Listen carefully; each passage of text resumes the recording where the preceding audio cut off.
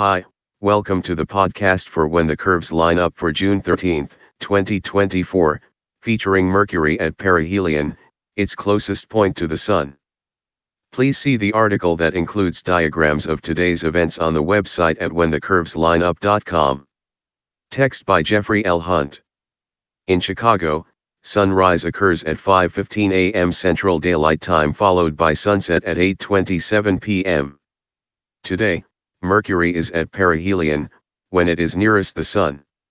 The planet races around the central star every 88 days on the most eccentric orbit of the 8 planets in the modern solar system model. Like other bodies that revolve around stars, it moves fastest when nearest the Sun and slowest when it is farthest away. From Earth, the planet is always near the Sun as it seems to shuttle from the morning sky to evening and back into the eastern sky before sunrise. Its visibility is affected by Earth's tilt. Spring evenings and autumn mornings are the best times to see the planet when Mercury stands over 10 degrees above the horizon during morning twilight. Here is today's planet forecast. In the morning sky, Mars and Saturn are visible before sunup in the eastern sky. They are not as bright as might be expected, not prominent like Venus and Jupiter. Saturn is easier to see, over 30 degrees above the southeast horizon. The yellow-orange planet is brighter than most stars this morning. Compare the planet's brightness to Fomalhaut, nearly 25 degrees to the planet's lower right. Mars is over 15 degrees above the eastern horizon and nearly 45 degrees to Saturn's lower left.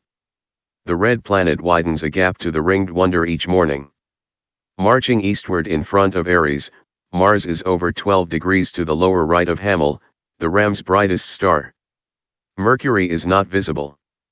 It is one day from passing behind the Sun and joining Venus east of the central star when the planets appear in the western sky after sundown. In comparison, Jupiter slowly enters the morning sky. This morning it rises 64 minutes before sunrise. At 30 minutes before daybreak, it is over 5 degrees above the east-northeast horizon. A binocular is needed at this time interval before sunrise. Jupiter makes its first morning appearance in the darker sky in about a week. In the evening sky, Venus is near the Sun, setting only 11 minutes after the central star. An hour after nightfall, the nearly half-full moon is less than 45 degrees up in the west-southwest. It is over 10 degrees to the lower left of Denebula, the lion's tail. The moon is at the first quarter phase tomorrow at 12:18 a.m. Central Time. Leo is westward facing, seen in silhouette.